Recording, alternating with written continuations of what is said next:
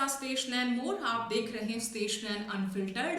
अगर आपने इस चैनल को अभी तक सब्सक्राइब नहीं किया तो आप प्लीज इस चैनल को सब्सक्राइब कीजिए ताकि आप तक हर अपडेट सही वक्त पर पहुंचती रहे। और आज बहुत ही गंभीर मुद्दे पर बातचीत के लिए मैं आप लोगों से रूबरू हो रही हूँ। यूं कहें कि ये इस मुद्दे पर मैं अपने विचार रख रही हूँ। मुझे लगा कि बहुत ज़रूरी है। बहुत कम ऐसा होता कि किसी सामाजिक मुद्दे पर मैं पर्सनल अपने ओपिनियन को रखूँ, लेकिन अब लगा कि इस मुद्दे पर कम से कम बात होनी चाहिए और आगे एक रास्ता लोगों को दिखना चाहिए कि ऐसे मुद्दों को हल्के में नहीं लिया जा सकता। अब सीधे पॉइंट पर आते हैं। ढांडा न्योलीवाला, प्रवीण ढांडा न्योलीवाला, हरियाणवी रैपर सिंगर, जिनका एक गाना रिलीज हुआ है वोमिट ऑन पेपर। इसमें कुछ लाइनों को लेकर विवाद शुरू हुआ। कहा कि साधु संतों का अपमान है, साधु संतों की पिटाई इसमें कहा गया है। हालांकि जो इस लाइन पर आपत्ति थी वो लाइन ढांडा न्योलीवाला ने हटा भी दी है। कहा कि ये शब्द बदले हैं लेकिन विचार नहीं बदले। बहुत अच्छा। ढांडा न्योलीवाला की मैं कोई फैन नहीं हूँ, कोई मेरा दूर दूर तक रिश्ता नहीं है, लेकिन एक विचार उस युवा कलाकार ने दिया है, विचार उसने अपना रखा है। विचारों की आजादी हिंदुस्तान में हर किसी को है, कलाकार को भी है, साधु संतों को भी है, राजनेताओं को भी है, आमो खास सबको है जो इस देश का नागरिक है। और उसने अपना विचार रखा है, लेकिन इससे कुछ लोग बहुत तिलमिला उठे हैं। सीधे कहा कि ये तो धर्म पर हमला है, ये तो सनातन का अपमान है और हम पिटाई करेंगे, हिंदुस्तान में घुसने की हिमाकत नहीं कर सकता, जान से मारने की धमकियां दी जा रही हैं। उसको बहुत तरीके से टॉर्चर किया गया और इस विवाद को लेकर बखेड़ा खड़ा कर दिया है। ये तकलीफ उन लोगों को हुई है जिन्होंने भगवा चोले ओढ़कर धर्म को, आस्था को धंधा बना दिया है। चंदा लूटकर, जमीनों पर कब्जा करके, जमीनें हड़प कर, उसमें धर्म का नाम लेकर मंदिर और पता नहीं पीठ बनाकर, मठ बनाकर अपने आप को तथाकथित पीठाधीश बना दिया है, मठाधीश बना दिया है। बड़े बड़े महात्माओं की उपाधि लेकर बैठ गए हैं। उन लोगों को बहुत तकलीफ हुई। असल साधु संतों को कुछ नहीं पड़ा कि ढांडा न्योलीवाला क्या है, कौन कह रहा है। उसकी एक लाइन उनकी ना तो आस्था को चोट पहुंचा सकती है किसी कलाकार की या किसी भी दुनिया में किसी की भी, ना तो उनकी आस्था को चोट पहुंचा सकती है, ना उनके विश्वास को तोड़ सकती है, और ना ही हिंदू धर्म खतरे में पड़ सकता है। दुकानें बंद ना हो जाएं, लोगों में जागरूकता ना आ जाए, लोग जाग ना जाएं, इसकी वजह से कुछ लोगों को रातों को नींद नहीं आ रही। युवा कलाकार हैं। मैंने बहुत ज़्यादा रिसर्च या ये कहें कि मैं फैन नहीं, तो मैंने उनके बहुत सारे गाने नहीं देखे। सिर्फ मैंने एक पहला गाना देखा कोक स्टूडियो में जो शूट हुआ था, तो मुझे अच्छा लगा कि किसी हरियाणवी युवा चेहरे का गाना कोक स्टूडियो में आया है, काफ़ी फेमस क्योंकि वो प्लेटफॉर्म है, मुझे अच्छा लगा। लेकिन ये गाना मैंने इसलिए सुना कि इस पर कॉन्ट्रोवर्सी हुई, तो ये दो गाने मैंने इस युवा कलाकार के सुने हैं। और मुझे इस गाने में कुछ जो गाली गलौज है उसको छोड़ के बाकी कोई आपत्ति नहीं है, बल्कि युवाओं को इस लड़के ने एक नया विचार दिया है कि तुम किसी जात पात धर्म का चश्मा लगाकर मत देखो। वैज्ञानिक तरीके से जो चीज़ें होनी चाहिए, दिखनी चाहिए, जिन पर चलना चाहिए, वो एक दृष्टिकोण देने की कोशिश की। इसमें कुछ भी गलत नहीं। हल्ला होना चाहिए था तब जब गैंगस्टर, गन कल्चर, वल्गैरिटी, इन चीज़ों पर गाने फिल्माए जा रहे थे, गाए जा रहे थे। और ये खुद भी मानता कि तब किसी ने ऐसा कुछ नहीं किया जब मैं कुछ भी करा था। जब वो अच्छे रास्ते पर चलकर, खुद अच्छे रास्ते पर चलकर या कुछ युवाओं को सही रास्ते पर लाने की कोशिश कर रहा है, तो बहुत सारे लोगों को ये बात हजम नहीं हो रही। विरोध करने को इस देश में या कुछ और अच्छा करने के लिए बहुत कुछ पड़ा है।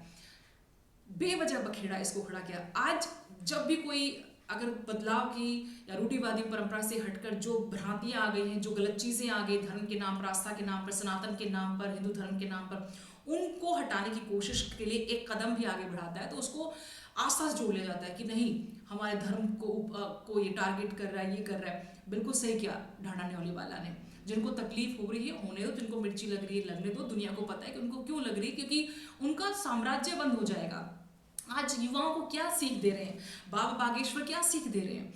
देखिए क्या विडंबना है इस देश की, इस प्रदेश की, कि एक अनपढ़ जो बाबा है पर्चियां निकाल रहा है और वो कह रहे कि धर्म का प्रचार कर रहा है। हमारे हिंदू धर्म में, सनातन में कहाँ पर्चियां निकाल के ऐसी ऐसी बातें होती थी? क्या ये है हमारा जो हिंदू धर्म है, जिसे हम कहेंगे सनातन, जो सनातन परंपरा है, जो हमारा इतिहास है, जो वेद पुराण है, ग्रंथ हैं, वो है गीता है। इन जो करोड़ों की संपत्ति जोड़कर बैठे हैं, जिनको इस गाने से मिर्ची लगी है, या फिर रील्स बना रहे हैं दिन रात, सोशल मीडिया पर आकर लाइव हो रहे हैं, पॉडकास्ट कर रहे हैं, ये कर रहे हैं, वो कर रहे हैं, इनसे जरा पूछिए कि क्या उनको वेद पुराण ग्रंथों का भाव मालूम है, कोई कंठस्थ है, या फिर उससे ली गई शिक्षाएं वो किसी को प्रचारित कर रहे हैं, बता रहे, सिखा रहे, समाज में कुछ बदलाव लेकर आए हैं, या सिर्फ अपना धंधा सेट करके बैठे हुए हैं, प्राइवेट जेट से चलते हैं, लाखों करोड़ों की कार्स में चलते, कहाँ से आ रहा है ये? यही तो डर है इनको कि ये सब कुछ बंद हो जाएगा। अगर दुनिया जाग गई, अगर समाज जाग गया, तो इनका सारा कारोबार बंद हो जाएगा, जो भगवा की आड़ में या धर्म के नाम पर, आस्था के नाम पर ये जोड़े दबाए बैठे हुए हैं। इन पे कभी ईडी सीबीआई की रेड नहीं होती, इनके काले कारोबारों पर चर्चा नहीं होती। इनका डोप टेस्ट कराओ, सबसे पहले इनका डोप टेस्ट कराओ कि किस तरह के कुकृत्यों में, क्या हरियाणा में आज से पहले कोई ऐसा केस नहीं हुआ? सिर्फ हरियाणा की बात कर रही हूँ कि हरियाणा का मामला ये उठाया जा रहा है। कितने ऐसे मामले आए हैं जहां मंदिरों में या जहां बाबा हैं वहां पर भगवे की आड़ में, भगवा पहने लोगों ने छोटी छोटी बच्चियों के साथ, महिलाओं के साथ अश्लील हरकतें की, हैवानियत की, दरिंदगी की, ठगी की, चोरी की, मार पिटाई की, मर्डर किया। दौलत के पीछे दुनिया को मोह माया से दूर रहने का उपदेश दिन रात झाड़ेंगे कथावाचक। आजकल बहुत कथावाचक है हिंदुस्तान में, लेकिन खुद आलिशान जिंदगी जीते हैं। अभी हाल ही में कथावाचक की शादी हुई है, क्या भव्य नजारा था, करोड़ों रुपए पानी की तरह बहा दिए, और उसमें आने वाले भी ज्यादातर वही कथावाचक या फिर उसी बिरादरी के जो आज बहुत आसानी से गले में 2 मालाएं पहनकर, आज भगवा चोला पहनकर बैठ जाते किसी भी गद्दी पर, अपने आप को कथावाचक कहते हैं, अपने आप को साधु संत महात्मा कहते हैं। प्राइवेट जेट से पहुंचे वहां पर, बड़ी बड़ी भारी करोड़ों की गाड़ियां उनको एयरपोर्ट पे लेने पहुंची, 3-3, 4-4 दिन तक प्रोग्राम चला। वहाँ के रूम्स का रेंट आप ज़रा पता करना। ये साधु संतों की दुकानें बंद होने का डर ही तो, जब एक छोटा सा कलाकार, वो बहुत बड़ा भी नहीं है, अच्छी बात है, बना देंगे बड़ा, उसने एक लाइन लिखी तो इनका साम्राज्य हिलता इनको नजर आने लगा कि तो आज एक ने कहा, कल 1 से 10 लोग और जागेंगे और जागेंगे ही। तो आस्था पर चोट नहीं है, ये आस्था के नाम पर, धर्म के नाम पर जो आडंबर फैला रखा है, पाखंड जो है, उस पर चोट है। वो युवाओं को जागरूक कर रहा है, और ये आज की बात नहीं है। हम बहुत साल बीच में सो गए, हमारे स्वामी दयानंद हो या फिर स्वामी विवेकानंद हो, उनसे पहले तमाम बहुत सारे राजा राम मोहन राय हो, उन्होंने ऐसी कुरीतियों के खिलाफ तो लड़ाई लड़ी थी। इतना विरोध तो उस वक्त अंग्रेजों ने नहीं किया होगा उनका, जितना आज हमारे इस वक्त में आज़ाद हिंदुस्तान में हो रहा है, जबकि हम धर्मनिरपेक्ष हैं और हम 21वीं सदी का भारत अपने आप कहते हैं। विश्वगुरु बनने के सपने दिखाए जा रहे हैं, वहाँ पर वैज्ञानिक बातें आप नहीं कर सकते, आप कुरीतियों पर, पाखंडों पर सवाल नहीं कर सकते, पाखंडियों पर भी सवाल नहीं कर सकते। ये पाखंडियों तो सबसे ज़्यादा मिर्ची लगती, क्योंकि इनको संरक्षण है, इनको संरक्षण है राजनेताओं का, राजनेताओं को इनकी शय है, क्योंकि बहुत भारी वोट बैंक है। ये बड़ा खेल है, बहुत विस्तार से इस पर बात होनी चाहिए, बहुत बड़ा खेल है। इस तरह की इतनी हिमाकत है कि वो विदेश में बैठे एक कलाकार को कैसे गया कैसे नहीं गया वो अलग बातें हैं, धमकाया जा रहा है, धमकी दी जा रही है। क्यों? क्योंकि साम्राज्य की चूलें हिल जाएंगी। जो तथाकथित ये अपने आप को संत महात्मा बनाकर बैठे हैं, इनकी चूलें हिल जाएगी।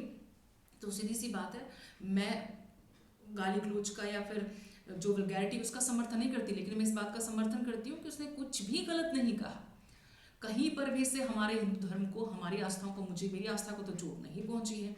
जिनको पहुंची है वो एक बार अपने आत्ममंथन करे, उनको मानने वाले लोग भी आत्ममंथन करें कि भाई इनको क्यों चोट पहुंची है। ज़रा इनका डोप टेस्ट कराओ, ज़रा इनकी पड़ताल कराओ कि कौन लोग हैं कि इन्होंने धर्म के लिए, समाज के लिए क्या कर लिया, स्कूल कॉलेज कितने खोले, कितना धर्म का प्रचार किया, कैसे प्रचार किया, और खुद कैसी ऐशो आराम की ज़िंदगी जी रहे हैं। आज पीएचडी, डबल पीएचडी, आज नेट जेआरएफ के बच्चे तो नौकरी के लिए धक्के खा रहे हैं। आज चपरासी की नौकरी निकल जाए, कितने double degree, master degree, PhD holder बच्चे चपरासी की नौकरी के लिए कतारों में लगते हैं, उनको नौकरी नहीं मिलती, और ये प्राइवेट जेट में जाते हैं कथा करने के लिए। एक आम से आम कथावाचक, बहुत आप लिस्ट निकाल लीजिए, 20-20 लाख रुपए कथा के लेते हैं। शहरों में इनके पंडाल लगते हैं, करोड़ों रुपए खर्च होता है जब 10 दिन 5 दिन के लिए आते हैं। प्राइवेट जेट से आते हैं, प्राइवेट जेट से जाते हैं, संतरी मंत्री मुख्यमंत्री सब आगे पीछे घूमते हैं। ये वोट बैंक की राजनीति, बहुत गहरी बातें हैं। मैं तो कहती हूँ ढांढन धोनी वाला, आप आगे बढ़ो, रुकना मत। इनके कहने से लाइन क्यों बदल दी, और ऐसी बातें उठाओ, युवाओं को जागरूक करो। मेरे पास एक किताब है, मैं नास्तिक क्यों हूँ और ड्रीम लैंड की भूमिका। ये भगत सिंह है, जिनको हम पूछते हैं, मानते हैं, और युवाओं को कहते हैं कि इन जैसा बनो, इनकी विचारधारा बनो। इनके पहले 2 पेज ही पढ़ लेना आप लोग, और मैं कहती हूँ जरूर पढ़नी चाहिए। बहुत महंगी भी किताब है, कुछ पन्नों किताब है। नास्तिक, मैं कह रही हूँ अगर आज भगत सिंह होते तो भगत सिंह को भी फांसी पे टांग देते बिना किसी जुर्म के। इस बात पे कि ये धर्म के खिलाफ बोल रहा है या लोगों को जागरूक कर रहा है। बहुत अच्छा काम किया, मैं समर्थन करती हूँ इस मामले पे कम से कम ढांढा न्योलीवाला का। और सब युवाओं को सामने आना चाहिए, तार्किक बातें होनी चाहिए, बेमतलब की बातें नहीं होनी चाहिए। गाली गलोच दे रहे हो आप, धमकियां दे रहे हो, फिर अपने आप को संत महात्मा साधु कहते हो। साध्वी देवा ठाकुर हैं, वो एक मुहिम छेड़ के बैठी हैं, आपत्तिजनक शब्दों का इस्तेमाल कर रही हैं। ढांढा न्योलीवाला की माँ को लेकर कुछ शब्द कहे जा रहे हैं, पिता को लेकर शब्द कहे जा रहे हैं। फिर आप सोचिए कि कौन संत महात्मा असल में है। और ढांढा न्योलीवाला ने एक चिंगारी जरूर डाली है। मैं कहती हूँ ये बहुत पहले हो जाना चाहिए था। कलाकार की कलम सत्ता के लिए नहीं होती, वो सच के लिए वफादार होनी चाहिए, सत्ता के लिए नहीं। और बहुत सारे ऐसे कलाकारों को हिम्मत मिले, मैं कहती हूँ अपने स्टैंड पर कायम रहे। ढांढा न्योलीवाला, इस तरह का स्टैंड लेना बहुत ज़रूरी है। ये विचारों की आज़ादी है, आपका हक है, अधिकार है, आप कलाकार हैं। अगर उन तथाकथित साधु संतों को आडंबर का चोला पहनकर जो बैठे हैं, उनको अगर बोलने का अधिकार है तो आपको भी बोलने का अधिकार है। बस इतना ही कहना था। बहुत सारी शुभकामनाएं, अच्छा संदेश दें।